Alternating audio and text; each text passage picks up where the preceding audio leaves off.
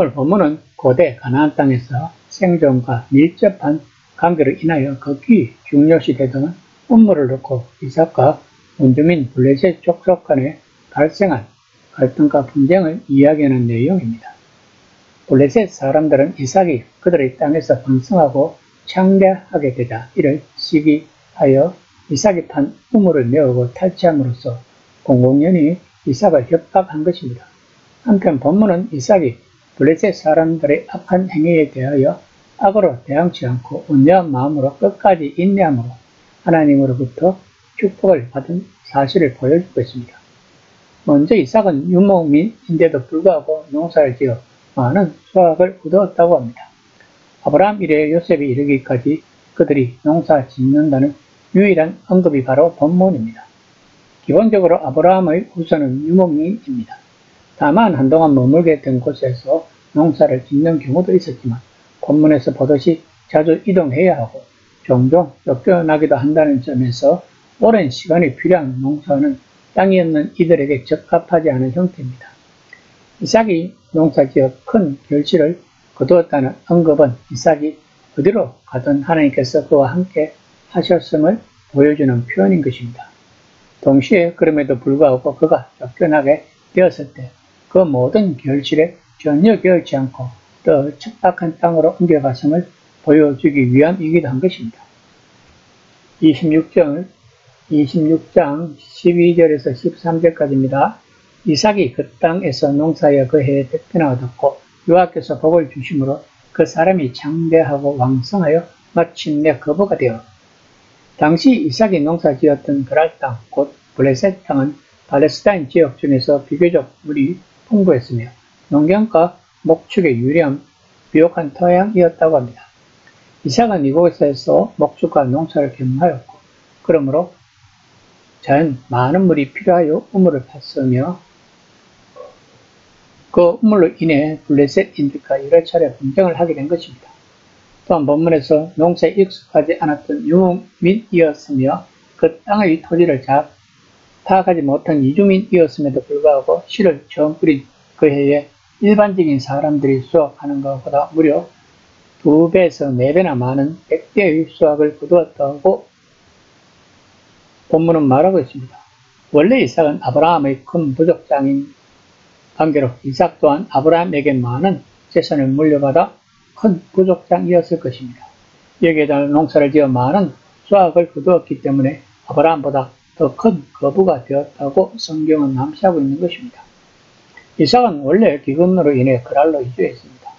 따라서 그 자신에게는 번영이나 풍요의 가능성이라고 전혀 없는 상태였습니다. 그럼에도 불구하고 하나님의 복주심으로 놀랄 만한 번영을 이루었다고 성경 저자는 말하고 있는 것입니다. 즉 성경은 애굽으로 내려가려 하는 이삭에게 애굽으로 내려가지 말라고 하면서 이삭에게 지시하는 땅에 거주하면 아브라함에게 맹세한 것을 이루어 주시겠다는 그 언약을 지켰다고 말하고 있는 것입니다. 우리는 여기서 성경은 첫 독자의 눈높이에서 보아야 하고 해석을 해야 합니다. 구약 당시의 사람들에게 복은 눈에 보이는 것입니다. 즉 자식, 가축, 재물입니다.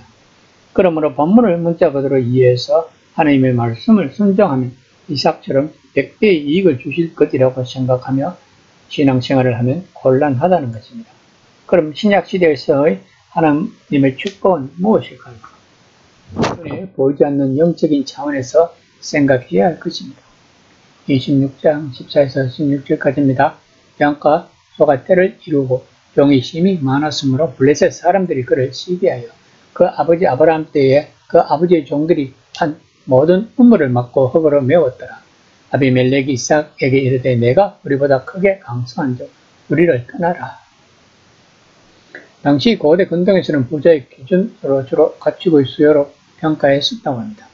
본문에서는 이삭은 농사에서만 성공한 것이 아니라 이처럼 목축에서도 성공함으로써 큰 부와 확고한 입지, 즉 부족장의 위치를 확보할 수 있었다고 성경은 말하고 있습니다. 또한 본문에서 말하는 종은 평상시에서는 노동력을 제공했을 뿐만 아니라 유사시에는 주인의 생명과 재산을 지키기 위해 전쟁에 참여하기도 하는 일종의 사병 역할을 하기도 했었다고 합니다. 아브라함이 자신의 종 318명을 거느리고 롯을 구출한 사건을 통해 종들의 역할을 알 수 있을 것입니다. 성경은 이삭을 아브라함보다 더 큰 부족장이 되었다고 암시하고 있는 것입니다. 또한 본문에서도 아비멜렉이 이삭이 자신들보다 크게 강성하다고 말하는 것을 보아 이삭의 위상을 알 수 있을 것입니다. 또한 블레셋 사람이 이삭을 시기하여에서 사용된 원어의 의미는 블레셋 사람들이 이삭의 큰 재산가로 번성한 것으로 인해 단순한 시리즘 이상의 강한 반갑과 적의를 가지고 그를 매우 미워했음을 시사하는 것입니다. 이처럼 외부에서 흘러들어온 나그네의 번영을 질투하는 것은 오늘날 인간 사회에서도 흔히 있는 모습이기도 할 것입니다. 즉 이것이 인간의 본성이라고 성경은 암시하고 있는 것입니다. 한편 팔레스타인은 강수량이 적고 또 건강이 없기 때문에 우물이 절대적으로 필요했었다고 합니다. 그리고 큰 우물을 가졌거나 많은 우물을 가진 것은 세력이 컸다는 것을 의미하였다고 합니다. 과거 아브라함은 그 아래에 머무는 동안 자신의 종들을 지켜 우물을 받고 또 그 우물의 땅값을 정식으로 블레셋 사람들에게 지불함으로써 자신의 소유로 삼은 바 있었습니다. 따라서 그 우물들의 소유권은 당연히 아브라함의 상속자인 이삭에게 있었습니다. 이런 우물까지 블레셋 사람들은 메워서 그 우물을 못쓰게 만들어 버렸다고 성경은 말하고 있는 것입니다. 생명처럼 여기는 우물을 고의적으로 막고 흙으로 메워버리는 행위는 상대방의 재산권을 침해하는 정도에 머무는 것이 아니라 상대방으로 하여금 그의 영역을 떠나라는 경고였으며 전쟁까지 불사하겠다는 선전포고였던 것입니다. 성경은 블레셋 사람들과 아비멜렉 왕이 단순히 눈에 보이는 이삭의 부유함과 강성함보다는 이삭이 섬기는 하나님에 대한 능력에 대해 막연한 두려움을 느꼈음을 암시하고 있는 것입니다.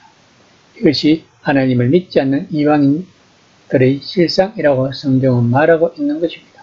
그러므로 첫 독자인 출애굽한 이스라엘 백성이나 바벨론에서 귀환하는 이스라엘 백성들에게 이런 하나님을 담대히 신뢰하고 믿고 따르라고 강조하고 있는 것입니다. 신약에서도 요한복음 15장 19절에서 세상에서 나의 택함을 입은 자인 고로 세상이 너희를 미워하느니라고 말하고 있습니다. 17절에서 20절까지는 이삭과 블레셋 사람들 사이의 두 번째 우물 논쟁에 대해 말하고 있습니다. 이삭은 블레셋 사람들과 싸우기보다는 계속해서 그 우물을 넘겨주고 새로운 우물을 팝니다. 이와 같은 경험을 통해 이삭은 어디든 자신이 가는 곳마다 하나님께서 우물이 나게 하실 것임을 깨달았다고 성경은 말하고 있는 것입니다. 즉 하나님께서는 이러한 이삭의 삶을 격려하고 축복하셨다고 성경은 독자들에게 강조하고 있는 것입니다. 20절에서 말하는 에색의 의미는 단순한 다툼 이상의 의미를 내포하고 있다고 합니다. 즉 이는 억압받고 무리하게 취급당하고 끝내 강탈당했음을 나타내는 것이라고 합니다. 이와 같은 상황 속에서도 이삭은 그 당시 갈래였던 눈에는 눈으로 이에는 이로가 아닌 양보와 인내를 통한 화평의 길을 끝까지 추구하였다고 성경은 말하고 있는 것입니다. 21절에서는 이삭과 블레셋 사람들 사이의 세 번째 우물 논쟁에 대해 말하고 있습니다. 신라는 20절의 에색이라는 이름보다 좀 더 강도 높은 표현이라고 합니다. 이 단어는 사탄과 그 어원이 같다고 합니다. 결국 이 표현 속에는 셋째 우물을 파려는 이삭의 노력에 대해 그럴 목자들이 마치 원수를 대하듯이 매우 악의적으로 강력하게 도전해 오는 것을 잘 보여주고 있는 것입니다. 26장 22절입니다.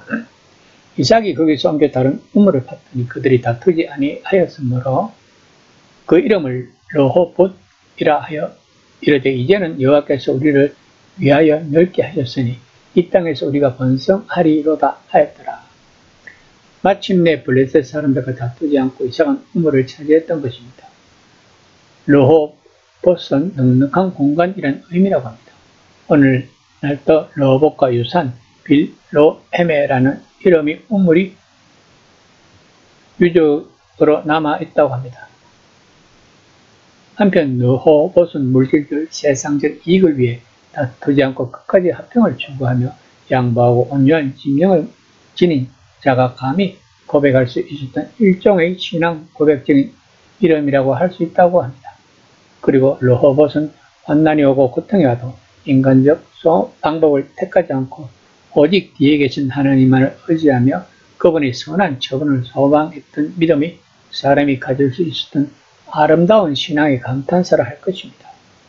이 시간 나는 과연 르호봇이란 감탄사를 쓸 수 있는 믿음을 가지고 있는지 한번 생각해보는 시간이 되었으면 합니다.